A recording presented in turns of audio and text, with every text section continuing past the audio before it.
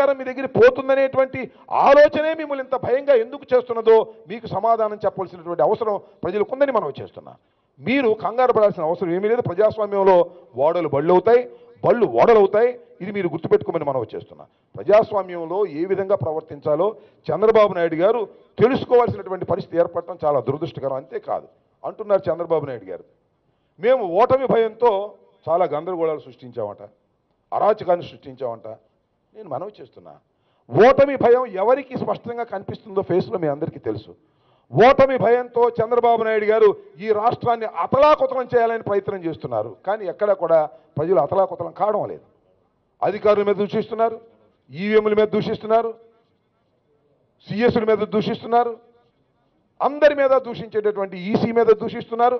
ఇదంతా ఏమిటంటే ఒక అరాచకాన్ని సృష్టించాలనేటువంటి ప్రయత్నం చంద్రబాబు నాయుడు గారు సాక్షాత్తు చేస్తున్నారు. కారణం ఏమిటంటే ఆయన చేతిలో నుంచి అధికారం జారిపోబోతా ఉన్నది అనేటువంటి విషయాన్ని ఆయన మనసులో చేరిన తరువాత ఒక అరాచకాన్ని సృష్టించాలనే ప్రయత్నం చేస్తున్నారు. ఇది ధర్మం కాదని మనం చేస్తున్నాం.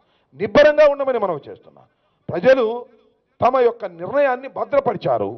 23వ తారీఖున వెల్లడిస్తారు. ఎందుకు ఇంత కంగారు? మీరు కంగారు పడినా కంగారు పడకపోయినా జరగవలసింది జరిగి తీరుతుంది. వారి నిర్ణయం భద్రపరచబడి ఉన్నది. దానికి కంగారు పడి కొన్ని చోట్లయితే ఈవీఎంలు అడ్డుకుంటున్నారు. ఈవీఎంలని తీసుకువెళ్ళి స్టోరేజ్ చేసుకునేటువంటి ప్రయత్నం చేస్తుంటే పోలీసు వారికి వారు తెలుగుదేశం వాళ్ళు వెళ్ళి అడ్డం పడేటువంటి పరిస్థితి చేస్తున్నారు. ఏదో ఒక విధంగా అతలాకుతలం చేయాలనేటువంటి ప్రయత్నం ప్రజాస్వామ్యంలో చేయడం సరైనటువంటి విధానం కాదు. అధికారం ఎవ్వరికీ శాశ్వతం కాదు. ఒకసారి అధికారం పోవచ్చును, ఒకసారి అధికారం రావచ్చును.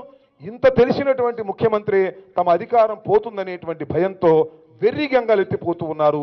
ఇది సరైనటువంటి విధానం కాదనేది దయచేసి చంద్రబాబు నాయుడు గారు తెలుసుకోవాల్సినటువంటి అవసరం ఉందని మనం చేస్తున్నాం. అదేమంటే మేమేదో అరాచకం చేశామని, మేమేదో రవిడీజం చేశామని. రవిడీజం చేసింది ఎవరండి? మేమా? ఓడిపోతారనే భయంతో మీరు రవిడీజం చేసే కార్యక్రమాలు చేశారు. మా కార్యకర్తలు మరణించారు, మర్డర్ కాబడ్డారు. మేము చేసామా, మీరు చేశారా? అయితే మా మీద రుద్దేటటువంటి కార్యక్రమం చేస్తున్నారు. మీ చేతుల్లో ఎల్లో మీడియా ఉంది కదా అని చెప్పేసి మీ మీద మేము దాడులు చేసినట్టుగా మీరు చిత్రీకరించేటటువంటి ప్రయత్నం చేస్తున్నారు.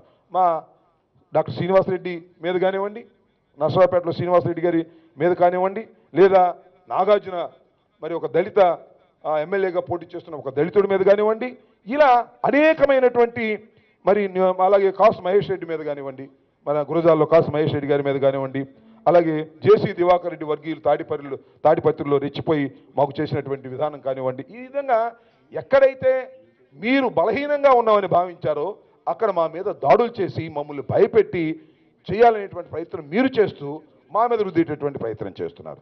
అదేమంటే కోడెల శివప్రసాద్ గారి మీద దాడి జరిగింది, ఆయన్ని వైసీపీ నాయకులు దాడి చేశారు. నేను మనవి చేస్తున్నాను, కోడెల శివప్రసాద్ గారి మీద నేను కంటెస్ట్ చేస్తున్నాను. పోయినసారి కూడా నేను కంటెస్ట్ చేశాను. కోడెల శివప్రసాద్ గారి మీద వైఎస్ఆర్ కాంగ్రెస్ పార్టీ నాయకులు ఎప్పుడూ దాడి చేయలేదు, చేయబోరు. అది మా నైజం కాదు. కాకపోతే కోడెల శివప్రసాద్ గారు అనేటువంటి వ్యక్తి ఒక క్రిమినల్ నేచర్ కలిగినటువంటి వ్యక్తి. మీరు ఒకసారి హిస్టరీకి వెళ్ళండి, నేను కొత్తగా సృష్టించింది కాదు.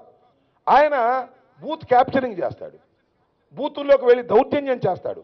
ఇవాళ కొత్తగా నేను చెప్పే కదా హిస్టరీ ఒకసారి చూడండి, ఆయన మీద ఎన్ని కేసులు ఉన్నాయో. ఆ కేసులన్నీ కోర్స్ చంద్రబాబు నాయుడు గారు ముఖ్యమంత్రి అయిన తర్వాత ఆ కేసులన్నీ మళ్ళా ఒక ఆర్డర్తో తీసేశారు. కానీ బూత్ క్యాప్చరింగ్ కేసులు కానివ్వండి, బూతులో దౌర్జన్యం చేసిన కేసులు కానివ్వండి, అనేకమైనవి ఉన్నాయి. ఒక ఇనిమెట్ల అనే గ్రామం, అది వైఎస్ఆర్ కాంగ్రెస్ పార్టీకి పెట్టని కోటగా ఉండేటువంటి గ్రామం. ఆ గ్రామంలోకి వెళ్ళి నాకు తెలియగలుగుతానండి, గ్రామంలోకి వెళ్ళావు, బూతులోకి వెళ్ళావు, తప్పు లేదు. ప్రతి కంటెస్టెడ్ క్యాండిడేటు పోలింగ్ స్టేషన్లోకి వెళ్ళవచ్చు, వివరాలు తెలుసుకోవచ్చు. వెళ్ళి కూర్చోవచ్చు, తప్పు లేదు. తలుపులు ఎందుకు వేసావండి? అది ఏమన్నా బాత్రూమా, నీ బెడ్రూమా తలుపేయడానికి? తలుపేసి ఏం చేయబోతున్నావు? ప్రజలు ఏమనుకుంటారు? ఓటర్లు క్యూలో నిలబడినటువంటి ఓటర్లు ఏమనుకుంటారు? నువ్వు వెళ్ళి తలుపులు వేసుకుంటే నీ హిస్టరీ చూసి నువ్వు అక్కడ రిగ్గింగ్ చేయబోతున్నావు, ఈవీఎంలు ఏదో చేయబోతున్నావు అనే ఆందోళనతో ప్రజలు రెచ్చిపోయారు. That is the true. దానికి ఏదో ఆయన మీద దాడి జరుగుతుంది. నిజంగా చెప్పాలంటే కోడెల శివప్రసాద్ గారు ఆ బూత్లోకి వెళ్ళి ఆ బూత్లో ప్రజాస్వామ్య పద్ధతుల్లో కాకుండా దౌర్జన్యంగా వ్యవహరించాడు కాబట్టే ఆ ఇనిమెట్ల గ్రామంలో ప్రజల నుంచి రియాక్షన్ వచ్చింది. దీన్ని చెలవలు పలవలు చేసి ఏదేదో మాట్లాడుతున్నారు. దీనికి కారణం కోడెల శివప్రసాద్ గారు, వారి విధానం తప్పు. తర్వాత పోలీసులు వెళ్ళి వారిని బయటకు తీసుకురావాల్సి వచ్చింది. ఎందుకంటే పోలీసులు వెళ్ళి బయటకు తీసుకురావాలి? తలుపులు ఎందుకు వేసుకోవాలండి? ఒక పోలింగ్ స్టేషన్కి వెళ్ళి తలుపులు వేసుకొని ఈవీఎంలు ఉండగా స్టాఫ్ ఉండగా తీసుకువెళ్ళి అది అక్కడ రీపోలింగ్ చేయించాలని. అది వైఎస్ఆర్సీపీకి బలమైనటువంటి గ్రామం. వైఎస్ఆర్సీపీకి అక్కడ మెజార్టీ వస్తుంది. ఆ మెజార్టీని తగ్గించడం కోసం వీళ్ళు గందరగోళం చేసి దాన్ని ఏదో రీపోలింగ్ చేయించాలనో మరొకటో కుట్రపూరితంగా వ్యవహరించారు కాబట్టే ప్రజలు తిరగబడ్డారు. దానిలో మేము పార్ట్ అండ్ పార్షియల్ కానే కాదు. నాకు అసలు సంఘటనే తెలియదు. నేనేదో చేయించానని ఆయన మాట్లాడుతున్నారు. ఇది ధర్మం కాదని మనం చేస్తున్నాను. ప్రజాస్వామ్యం మీద పూర్తి విశ్వాసం కలిగినటువంటి వారి మేము తప్ప బూత్ క్యాప్చరింగు, అదేవిధంగా దొంగ ఓట్లు, రిగ్గింగ్లు చేసేటటువంటి సాంప్రదాయం కానీ అలాంటి పద్ధతి కానీ మాకు లేదని మనం చేస్తున్నాం. మొగుండి కొట్టి మొగసాలకు ఎక్కినట్టుగా ఉంది. జగను, వైసీపీ నాయకుల తీరు. గవర్నర్ని కలిసి ఎన్నికల్లో తెలుగుదేశం పార్టీ నాయకులు స్పీకర్ పైన ఆరోపణలు, అభియోగాలు మోపారు. ఒక ముఖ్యమైన డిమాండ్ వాడు చేసింది ఏమిటంటే, ఇనిమెట్ల గ్రామంలో సత్తెనపల్లి నియోజకవర్గంలో పోలింగ్ బూత్లో ఉన్నటువంటి సంఘటనలన్నిటినీ కూడా వీడియో చూపించమన్నారు. వీడియో ఫుటేజ్ చూపించమన్నారు. నేను కూడా అదే డిమాండ్ చేస్తున్నాను. ఎన్నికల అధికారుల్ని గంటన్నర ప్రహసనంలో, దుర్మార్గం, దాడిలో, దౌర్జన్యంలో గంట సేపు పోలింగ్ బూత్లో జరిగితే అరగంట సేపు బయట జరిగింది. కాబట్టి పోలింగ్ అధికారులు ఆ వీడియో ఫుటేజ్ని బయట పెట్టాలా. ఇప్పటికి కూడా చేసిన తప్పు ఒప్పుకోవాల్సిన వాళ్ళు సిగ్గు లేకుండా నిజ నిర్ధారణ కమిటీ లేకపోతే ఎన్నికల కమిషను గవర్నర్ దగ్గరకు పోయి కంప్లైంట్ చేయటం. నేను 40 సంవత్సరాల నా రాజకీయ జీవితంలో ఇంతటి దుర్మార్గాల్ని, దౌర్జన్యాల్ని, దాడుల్ని చూడలే ఎప్పుడు కూడా. అకారణంగా నేను నకరకల్లులో ఉన్నప్పుడు ఇనిమెట్ట గ్రామం 3-3.5 కిలోమీటర్ల దూరంలో బూత్ క్యాప్చరింగ్ జరుగుతోంది, సైక్లింగ్ జరుగుతోంది. ఓటర్ని భయపెడుతున్నారు అని చెప్తే వెళితే, లోపలికి వెళితే నా మీద దాడికి వచ్చారు. దాడికి వస్తే పోలింగ్ ఆఫీసర్ భయపడిపోయి తలుపేశాడు, బోల్ట్ వేశాడు. పగలగొట్టుకొని లోపలికి వచ్చిన వాళ్ళు నా మీద దాడే కాదు, నా సెక్యూరిటీ మీద దాడి, అడ్డం వచ్చిన పోలీసుల మీద దాడి, చిత్రీకరిస్తున్న మీడియా పైన దాడి, పోలింగ్ బూత్లో విధ్వంసం, స్టేషనరీ, ఫర్నిచరు పగలగొట్టి చేసినటువంటిది. గంట సేపటికి కానీ పోలీసులు రాలా.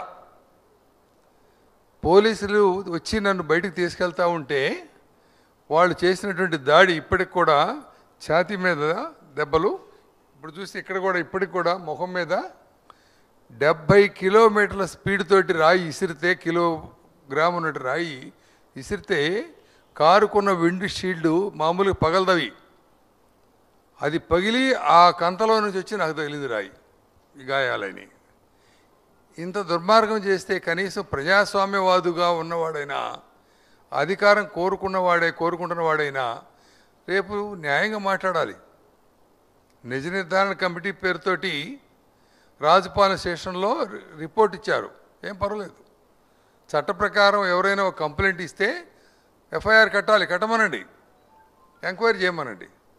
నేను కోరుతున్నది ఏమిటంటే, ఈ జరిగిన దౌర్జన్యం, దుర్మార్గం యావత్తు పబ్లిక్గా కనపడేది ఒకటైతే, తెరవైన కుట్రదారులు ఉన్నారు. జరిగిన దౌర్జన్యం ప్రత్యక్ష ప్రసారంలో వీడియో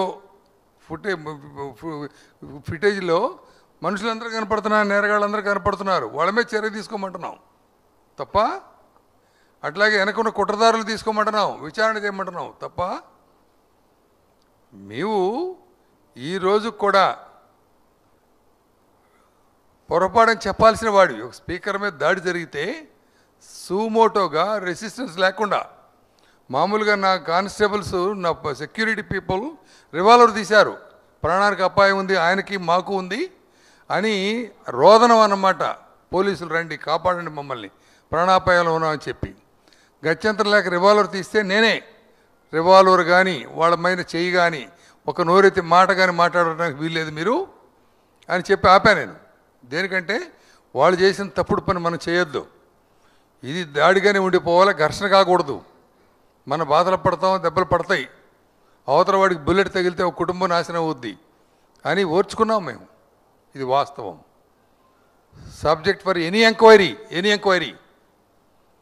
అలా జరిగితే పశ్చాత్తాపడాల్సిన వాళ్ళు ఎదురు కంప్లైంట్ ఏం పర్లేదు ఇవ్వమనండి. నేను అడుగుతున్నాను, జగన్మోహన్ రెడ్డి చంద్రబాబుకు ఒక పోటీయా, అంబటి రాంబాబు కోడలకు ఒక పోటీయా, లేకపోతే వైసీపీ తెలుగుదేశానికి ఒక పోటీయా? రాజకీయాల్లో ఏమైనా రాజకీయ పార్టీలు పెట్టచ్చు, అధికారం కోరుకోవచ్చు, తప్పులేదు. కానీ మీ చరిత్ర ఏమిటి? 5 సంవత్సరాలుగా ఓడిపోయిన తర్వాత అసెంబ్లీకి రారు, జీతాలు తీసుకుంటారు, కమిటీలు వస్తారు, జీతాలు తీసుకుంటారు. అసెంబ్లీకి రాని వాడికి జీతం తీసుకుని హక్కు ఎక్కడుంది అసలు? నన్ను అడుగుతున్నారు, అది చేయలేదు ఇది చేయలేదు అని అంటున్నారు. నన్ను ప్రజలు అడుగుతున్నారు వాళ్ళకి ఎందుకు జీతం ఇస్తున్నారని. వాటికి మీరు సమాధానం చెప్పాలా? స్పీకర్గా నేను ఘంటాబద్ధంగా దేవుడి మీద ప్రమాణం చేసి చెప్తాను, నిష్పక్షపాతంగా పనిచేశాను. అధికార పక్షం వాళ్ళు అంటుంటారు ఎక్కువ సమయం వాళ్ళకి ఇస్తున్నారని, వీళ్ళు అంటుంటారు వాళ్ళకి ఎక్కువ సమయం ఇస్తున్నారని. ఏదైనా సంప్రదాయం చట్ట ప్రకారం చేసుకోవచ్చా నేను? ఈరోజు నన్ను మీరు ఈ రకంగా దాడి చేసి 40 సంవత్సరాల మొట్టమొదటిసారి ఫిజికల్ అసాల్ట్, మెంటల్ ఎగోనీ చేసినటువంటి మీరు ప్రజలకు సమాధానం చెప్పాలి. నన్ను అంటుంటారు చాలామంది, మీరు ఎందుకు ఊరుకున్నారు, మీరు కూడా దౌర్జన్యం చేయొచ్చు కదా, ప్రతి దౌర్జన్యం అంటే నేను అన్నాను, వాళ్ళకి చేతలతో చెప్పం సమాధానం, ఓటుతో చెప్తాను, ప్రజాస్వామ్యంతో చెప్తాను, ప్రజల చేత చెప్పిస్తాను సమాధానం వాళ్ళకి. వాళ్ళు ఎంత దుర్మార్గం చేశారో ఆ తర్వాత నేను 6 గంటల సేపు చెప్పాను, ప్రజలందరికీ చెప్పాను. పగిలిన కారు, తగిలిన దెబ్బలు అన్నీ కూడా చూపిస్తే ప్రజలు వాళ్ళకి బుద్ధి చెప్తారు ఇవాళ. For more videos, please subscribe our channel.